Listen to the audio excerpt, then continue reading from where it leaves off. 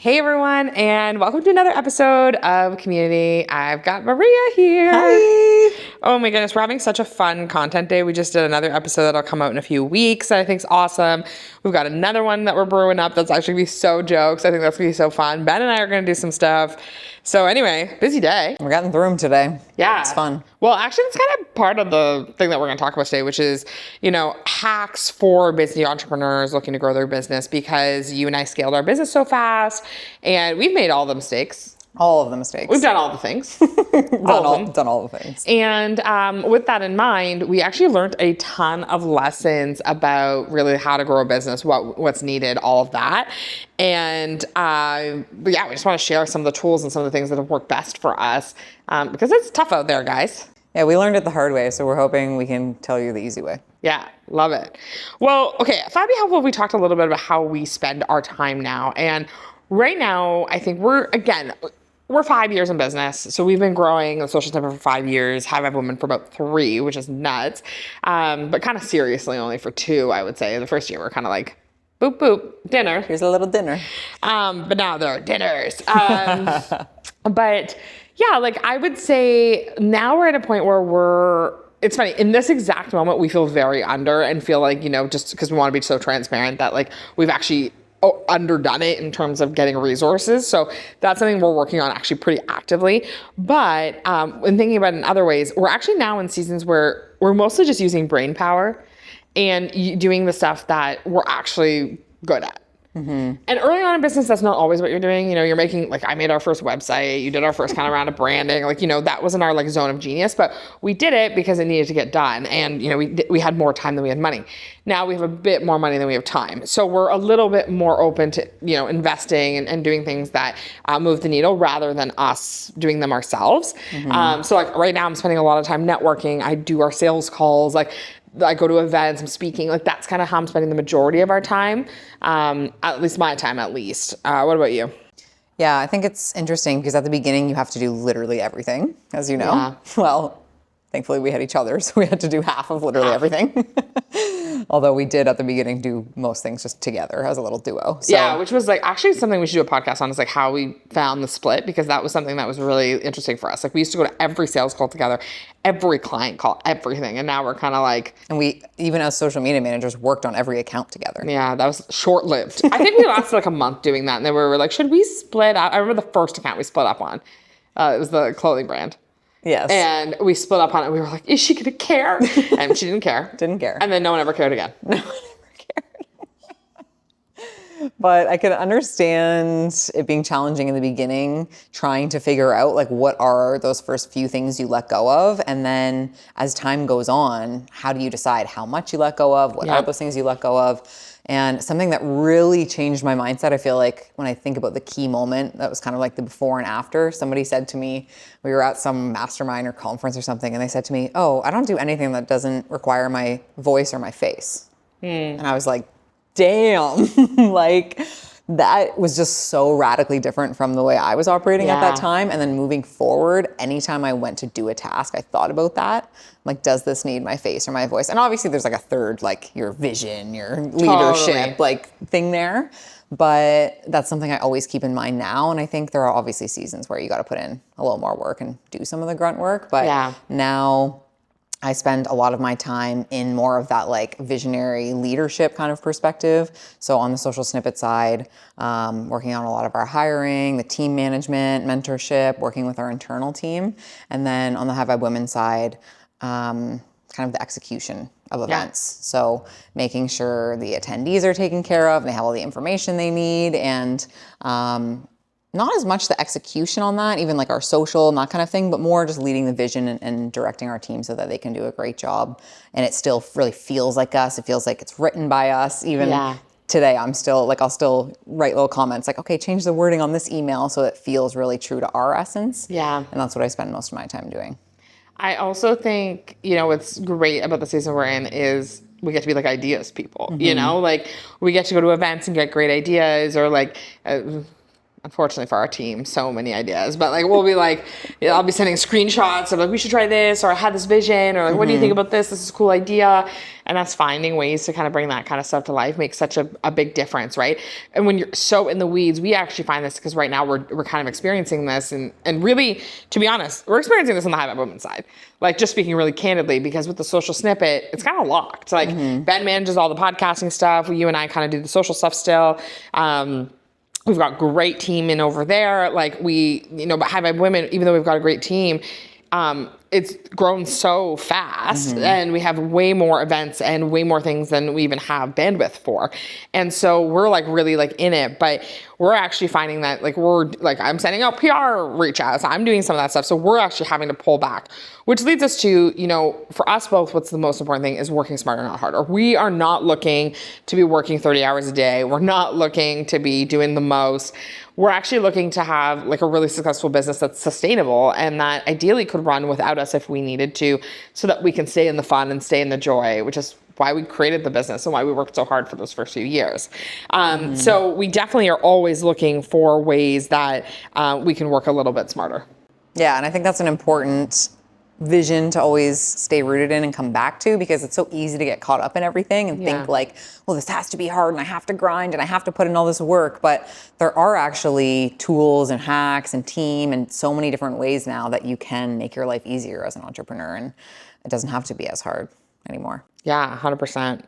Well, okay, this leads to our first hack, which is use your network before trying to figure out everything on your own, which has been huge for us. We are huge believers in your network as your net worth.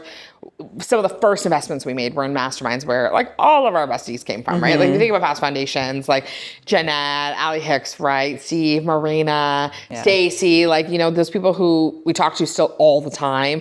We've done collaborations with, we've paid, they've paid us. There's been so much collab that's come from it. It's been incredible. And I find like with business, you have to know so many things. Yeah. Like all of a sudden you're like an accountant, you're a marketer, you're a salesperson, you're an admin person, like you're just all of the things all at once. Yeah. And for me, that was really challenging because I like to do a really good job of things, and it's hard to do a good job of things when you don't know how to do them. Yeah. And it can feel really overwhelming when you don't know how to do something. So I feel like we've done a really good job of building those relationships and cultivating that, and then being able to lean on those people when we needed their help with stuff, right? Like I remember we were just right in our mastermind group chat being like, who knows how to do this? Has anybody ever built a funnel? Like, how do I do this thing? What is a funnel? And you can spend like 20 minutes with somebody that could be more helpful than spending like 3 days on your own trying to research how to do something, right? Because even on the internet, there's like so many things trying to tell you different ways. But when you talk to someone who's actually done it, you just expedite that process so much more quickly, and you get to learn from their mistakes too, which is awesome. Yeah, I love that. That's what I actually love about Founders Club, which is a group that we're in. I love them. If you are a 7-figure entrepreneur and you are looking to join, do connect with us. We can give you a nomination. But on average, the people in there make about $15 million a year. The average keeps going up. I don't know how. Every time I hear from them, it's higher, and we're not growing that fast. We're bringing them down. Yeah. I know, it's like, I'm like, please, they're like, you have to be 7 figures to stay in. And we're like, all right, we need to hit 7 figures so we can stay in there. But we love Founders Club so much. And we're like earlier adopters. We were in the first 500 members, which by the way, is such a hack for a community, guys. Like if you, Entreprenista, I was in the first round of that, like Maison, Fast Foundations, like all of these things. These have been areas where we've actually really got to reap what we sow by being kind of like OGs in it. Anyway, besides the point. Often I love to go in that community and be like, I'm looking for this. Do you have this? Do you know someone who has this? And people put the craziest requests in there. Someone the other day was like, I'm looking for a vintage Chevrolet car that I could wrap in Toronto for a marketing campaign. And I was like, that is kind of insane. And someone was like, got you. Like insane. That's how we got our yacht for our July 15th yacht day that we are doing.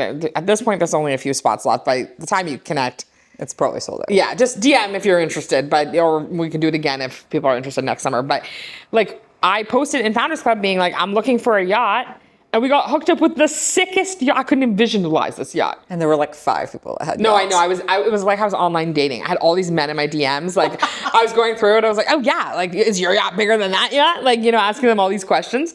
I was asking the real questions. But I think that leads to an important point, which is don't be afraid to ask. Yeah. Like if you don't ask, the answer is always no. And that person that needs the Chevrolet was probably like, there's no way someone's gonna have a Chevrolet I can wrap, but they asked and somebody did. Yeah. And so if you don't ask, you already start out with the answer being no. So if you ask, the worst case scenario is people say no or they don't have the information, right? Yeah. Gotta put it out there. Put it out. Okay. The other thing is using tools to help you be successful. So this is a big thing that I think can feel really overwhelming, especially in this time, right? There are just so many tools out there, whether that be an AI tool, a project management tool, a new podcasting tool, a social tool. Like there's just so many friggin' tools out there that's really, really hard to narrow down. And so we've actually used all different types, whether that be content support or, we've been using Gemini meeting notes even that have been really helpful. There's just been so many. Yeah, I think a way to make it a bit less overwhelming is to first identify a problem that you have and then look for that solution in a tool. I still use my network when it comes to this. Like recently I was like, this is a crazy thing to admit, but I was like, how do you guys keep track of your tasks? Yeah, what came up? Well, I was manually putting them into my Google Calendar, which I didn't like because then I would just guess how long things would take. And then if they took longer than that, it was stressful because my calendar was so booked and it wasn't a great system. So I asked our community and what I ended up with was Google Tasks, which is great because I already use Google Calendar and Gmail. So then you can literally take things right from Gmail, add that as a Google Task. Yeah. You can it syncs all three things together and makes things just so efficient and easy and due dates, you can separate everything. And yeah, it was awesome. Yeah, that's awesome. And there's probably like a cloud integration for that too. Yeah, totally. Okay, amazing. That's the next level, I think. Yeah. Honestly, we are like still newbies when it comes to most AI tools. Every time we discover something, it feels like we're Christopher Columbus discovering the Americas. Like every time we're like, did you see? And we did a call with Maritza from Maison and we were like, afterwards we were like, oh no.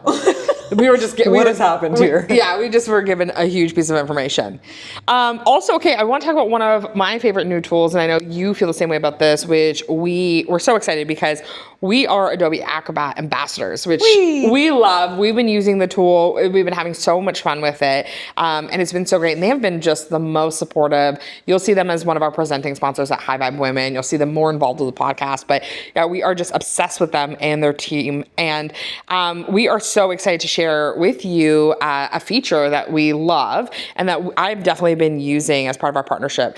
You know that we only talk about tools we actually love, right? So like we're always looking at new tools, things we're trying out. So I'm excited because this one's been a game changer. As you know, Mar, like I love to learn. Like I'm always learning about new stuff. I'm overwhelmed by how many podcasts, books, different things there are out there about like every topic. And I know you feel the same way. There's just like so many things to learn. So many things, so little time. Yeah, literally. And I get on average 100 emails a day, which we were talking about recently. Yeah, isn't that crazy? Yes, crazy. One time my email wasn't synced to my phone for a day and I was like, oh, it stopped. Like, they've stopped emailing finally. And then I look and I was like, oh, no, we're back. Now I'm behind. But I am always in reading overload and it's actually taken away from me wanting to read actual books because I'm so like used to the screen or like sitting and reading. So I haven't wanted to read.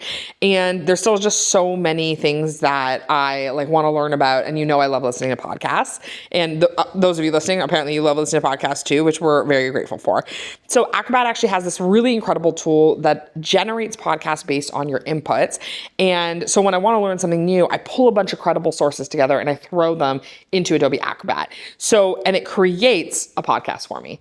And not one of those podcasts that sound really AI and you're like, what's happening? Like it's actually hard to listen to. It actually sounds like people are, telling you about a topic. And so I've tried this with so many things I've wanted to learn about, whether that be, a concept in business, even about events, about different things going on. I throw it all in there. I've seen people use it for presentations. When people want to put like a bunch of PDFs in there. It's so good. So, for example, recently I've been doing a ton of research about traditional publishing versus self-publishing. And it's Spoiler alert. Yeah, always. I use my network, of course, right? So we have Jake, who is a self-publishing absolute maven. And I know a ton of people in my network who have traditionally published.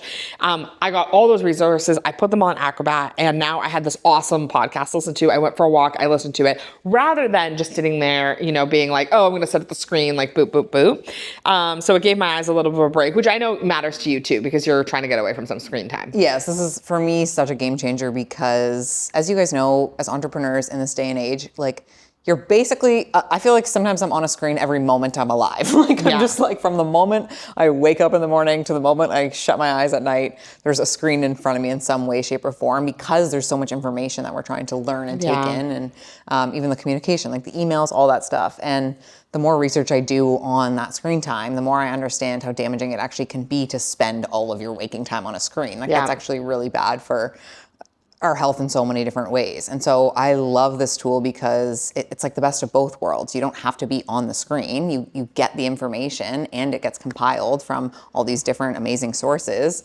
but you get to do it while you're on a little mental health walk, or while you're like, walking your dog, or out in the wild, or like for me, I do a lot of driving. I drive to and from our office, or I drive to and from Toronto, and you can get all the information on the go without having a screen in front of you. Yeah, I know. I love it. Even my friend Taylor Smith from Power Table Live, she sent out an amazing PDF space about her event, which actually gave us a lot of inspiration for things that we're going to do for future High Vibe Women. But she made a speaker pack, and I was like in a rush, on the go, like just trying to, catch the plane and go. And I was like, oh, I wonder like if I'm missing any details about like what her expectations are as a speaker. I took that, I pressed the like podcast generation button, and I listened to it in podcast format rather than scrolling and looking. So it was awesome. So the feature is amazing if you love listening to podcasts. If you have a ton of things that you want to read and you want to listen to something, it's so helpful. So I'm going to link it in the show notes for you to give it a try. Again, we are Acrobat partners or ambassadors. We love them. They're doing such great work for entrepreneurs and small businesses. So this won't be the last time you hear about how much we love Acrobat, but it's just one of those tools that's just been so helpful for us in being able to be successful. Yeah, so good. Love how they treat us as ambassadors too. They just care so much, and they really care about the product and making it impactful for entrepreneurs in the day-to-day, which it is actually doing. So love partnering with Adobe. Yeah, and it's so great because, there's so many tools out there, right, guys? And, I often find when I'm watching or looking at a tool, I'm like, it's like this wasn't built for entrepreneurs, or wasn't built like, or like you give them suggestions. There's one tool in particular we use religiously because there's nothing better, and we give them feedback all the time, and they never take any of our feedback. And I'm always like, I get that this is a lot of work, but I'm telling you because I use it, right? Like, and it's not even entertained. It's not even like they pretend to take it. So what I would say is Adobe Acrobat is the exception in that for sure. And we're just absolutely so grateful for them. But guys, give it a try. And you need to find the tools that work for you. Tools that work for Maria do not work for me. We have tried so many times to do a collaborative task list. I can't even log into Trello on all of my devices. I don't know my username. So it's like I have one computer it works on, and I just hold on tight to that. So you want to find good systems that work for you. But what's been really important for us has been finding really good tools that move the needle. So even for us, we tried to migrate our team over to Asana. It was a bit of a fail on our end, and it didn't really work. And because it didn't work and we didn't leverage it properly, it wasn't a good fit. Asana works great for other people, just didn't work for us. Yeah, I think it's really important to understand what's actually going to work for you, your businesses, your preferences, the way that you work, and obviously be open to these tools and listen, when other people are saying they work for them, but just trust your intuition when it comes to integrating it in your own business. Yeah, love that. So how do we focus on what to put our energy towards? So what comes up for you when I ask that question? I always think of that like quadrant, that four, that little chart. That's like the four categories of like, what are you good at? What are you bad at? What do you like to do? What do you not like to do? Okay, cool. And so what you're bad at and you don't like to do, I feel like, are the first things that need to go. What you're good at and what you like to do is where I try and focus my energy. Yeah. And I think you and I have always been really good at this, of identifying our strengths, seeing them in ourselves and in each other, calling them out when we see them, and then trying to figure out how we can focus our time and energy on that. Yeah. So I do think part of that too, though, is just trying stuff. Like you can sit there and like journal and be like, I think I'm good at this. I think I'm good at that. And you go to do it and you're like, oh, I'm actually horrible at that. Yeah. Like for me, for example, in university, I could write a paper like it was nobody's business. Like I was getting like 99 on these papers and I was writing them the night before. Yeah. Like I was like, oh, it's 7. I remember I took this one online course that had 100% final, and I did not open the entire course, the entire semester, until like 4 days before the final. I learned the whole thing in 4 days. I wrote the the final, which was just like all essays. And I think I got like, it was like my highest mark in university. I think it was like a 96 or something. Like I got an insanely high mark. Can I write an Instagram caption? Ned. The answer is no. Can I write an email without a spelling error? They're hard to come by. So what you think are your skills and what you think, you might be good at, it doesn't always translate into the real life practicality of what's actually happening in your business. So I think a huge part of it is just trying it, seeing what you're actually good at when you put it to the test in your business. Yeah, love that.